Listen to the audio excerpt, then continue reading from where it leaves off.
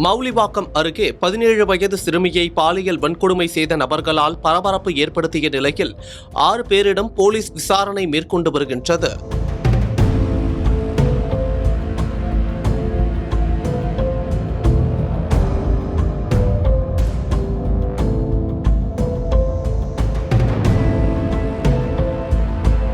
சென்னை மவுலிவாக்கத்தில் 17 வயது சிறுமி 12ஆம் வகுப்பு தேர்வில் தேர்ச்சி பெறாததால் பொதுத் தேர்வு எழுதுவதற்காக படித்து வந்துள்ளார்.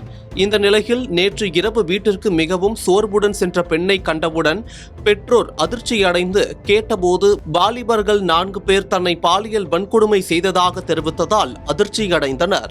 சிறுமியை மீட்டு அரசு மருத்துவமனையில் சிகிச்சைக்காக சேர்த்த பின் போரூர் அனைத்து மகளிர் போலீசில் அளித்த புகாரின் பேரில் போலீசார் விசாரணை மேற்கொண்டு வருகின்றனர்.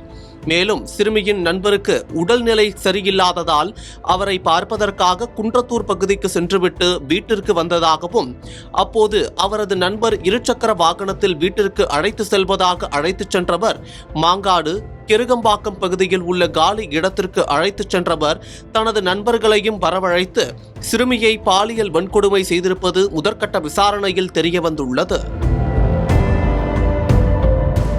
மேலும் சிறுமியிடம் பாலியல் பலாத்காரம் செய்த நபர்கள் குறித்த விவரங்களை சேகரித்து வருவதுடன் இந்த சம்பவத்தில் ஈடுபட்ட நபர்களை தீவிரமாக தேடி வந்த நிலையில் தற்போது குன்றத்தூர் அடுத்த காலடிப்பேட்டையைச் சேர்ந்த 6 நபர்களை பிடித்து விசாரணை மேற்கொண்டு வருகின்றனர்.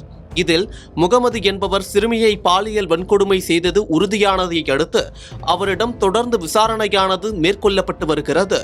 இந்த சம்பவத்தில் பாதிக்கப்பட்ட சிறுமியுடன் அவரது மற்றொரு தோழியும் வந்த நிலையில் அவரது நண்பருடன் வீட்டிற்கு சென்றாரா அல்லது பாதிக்கப்பட்டிருப்பாரா என்று போலீஸ் விசாரித்து வருகின்றனர்.